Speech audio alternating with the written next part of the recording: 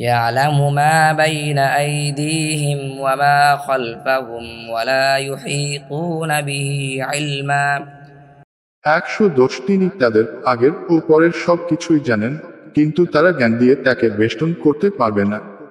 وعنت الوجوه للحي القيوم وقد خاب من حمل ظلما 111 আর চিরঞ্জীব চিরপ্রতিষ্ঠিত সত্তার সামনে সকলেই অবনত হবে, আর সে অবশ্যই ব্যর্থ হবে যে জুলুম বহন করবে।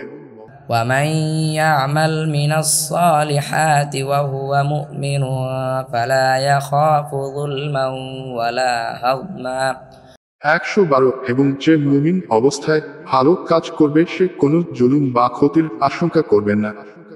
وكذلك أنزلناه قرآنا عربيا وصرفنا فيه من الوعيد لعلهم يتقون أو يحدث لهم ذكرا 113 এভাবেই আমি আরবি ভাষায় কুরআন নাজিল করেছি এবং তাতে বিভিন্ন সতর্কবাণী বর্ণনা করেছি, যাতে তারা মুত্তাকি হতে পারে অথবা তা হয় তাদের জন্য উপদেশ।